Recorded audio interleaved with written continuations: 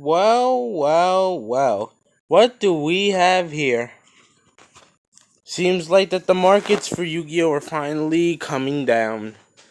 So it seems that for this year they made about 47 million bucks for annual sales for this year. While last year for September's annual checkup, they made about $81 million. 52%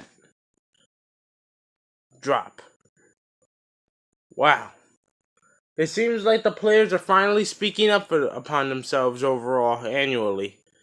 And yet, YouTubers out there actually claim that people are not doing anything about this. Maybe that if now they're seeing that their profits are going downhill, maybe they might be willing to listen to us for a minute or two now. They're going to have to start listening to us because profit drops like this are not good for them. This is a really huge loss of the amount of money that they should be making.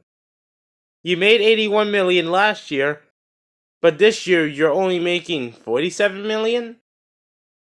Is there something we're missing here? Yes, there is. That where the fuck is all this money going? Where are we losing all this money? Why? Because people don't want to endure your shitty tier 0 formats anymore. And I'm probably going to be one of them. Quit the game, prep myself up for chess, move on with life. Because let's face the facts here. Until Konami sees the loss of their profits like this, they're not going to listen to what the fuck the player base has to say. They don't give two shits about what we have to say. The only thing they care about is that we're making them their money. Aside from that, they don't really care about us. They don't care what about the goddamn thing we have to say about the game. Therefore, we're just gonna have to boycott their products. Don't buy shit. And after a certain point, I say starting 2018, until the game starts improving, I'm not buying any more of their products. That's it. Done. Like, when you throw us tier 0 format after tier 0 format after tier 0 format, I mean, really? You think this is what the people want? Go back in history and watch and take a look at what people did back in the 1700s when they wanted to revolve against their governments back in the day. Because those governments were not acting in the interest of the people. You cannot bite the hand that's giving you the money for your product. You can't. And Konami has been doing that for how many years now? I don't know. I say ever since 2013 when we went into that Tier 0 Dragon Ruler spellbook format, ever since then, they've been biting our hands while we're trying to give them the money that they want so we can continue playing this game on a decently competitive level. Ever since then, they've been biting the hands that have been basically feeding them their money. So for a good 4 or 5 years now, they've been doing this shit. And quite frankly, a lot of the player base just doesn't want to put up with it anymore. That's why you see a lot of YouTubers announcing that they're quitting. Kisame. Let me see some others. Gagex Scapegoat. I mean, he may not be quitting Yu-Gi-Oh! As a whole. He still has a stream channel, but it's just not going to be the same without him uploading videos consistently. But at the end of the day, I understand why he's doing it. Common Cat. And all these other names that you can find on YouTube are people that basically dropped out of the game or just don't upload as consistently as they did before. You can go on YouTube, communicate with other YouTubers, and find out all the YouTubers that have quit over time. And it really is just a sad reality of the matter speaking, because we're not, a lot of good names out there are just dropping out of the game and just leaving the game and not coming back. And the game shouldn't be downhill like this, but when you have a company that's just here to suck your ass dry, it makes you want to check out early. It really does. And a lot of people just quit over link summoning being a thing. Just wait till we start getting a whole bunch of OP link mechanics, like more broken than Spiral. Because keep in mind, we're not even 1 year into this shit. Not even 1 year. Look what Spiral is doing. 92% dominance at YCS Dallas. That's the greatest ever recorded in all of Yu-Gi-Oh! History. History, my friends. The greatest amounts ever recorded in the history of the game.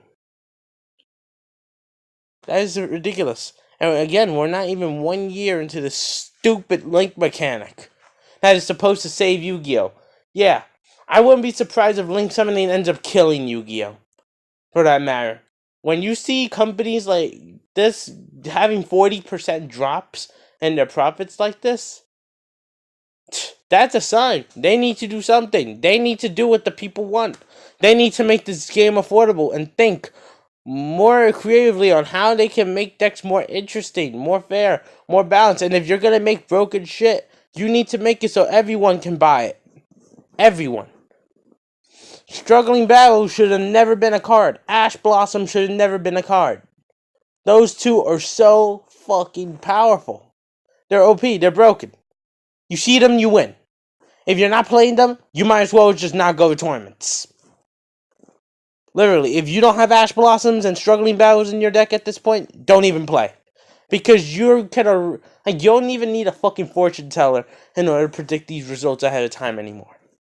Like, again, you can just foresee into the future. Like, you don't need that big giant bowling ball, crystal ball shit in order to be able to predict the future. Because you can call the future yourself and you'll be right every time. Especially if you don't have these cards that make your decks so more powerful going second against the Spiral matchup. We're going into a point where going second is literally going to become standard because everyone has to main deck these hand traps in order to be able to work around shit like Spirals, ABCs, Invoked, whatever the fuck people want to play, True Draco, and literally what the hell ever. And it reached a point where I wanted to play Monarchs competitively in Link format because, the Links are all extra deck based. But you literally have to open a perfect hand just to work around one hand trap. That's a bad deck right there. A deck that requires to open perfection, to open the brokenness and the perfection every time. Like, you have to have a perfect set of 5 or 6 cards in your hand just to be able to work around that one fucking hand trap. They ash your Tenacity or your Panthesium, your turn's done. They ash your Edia and you don't have a follow-up play, you're done. That's it. Game over. GG no re. And it gets worse. It's gonna be getting worse. Because again, we haven't spent 3 years of this shit yet. Spiral being this broken should have came way later. Like towards the middle of this shit. Like they did with Dragon Rulers in the middle of Xseed's format. They came right smack in the middle of it with their spellbooks and all of that stuff. It was either mid or late Exceeds. Hey, it could have been the end 2 bound, but what do I know? What do I know about Yu-Gi-Oh anymore? But yeah. So it's gonna get worse. So if you can't tolerate Spiral now, you should just quit. Like literally, you should just quit if you competitively, being a competitive player at this point, if you can't handle what Spiral's dishing out now. Because Spiral is going to be nothing compared to some of the other Tier 0 decks we're going to be getting throughout this era. No joke.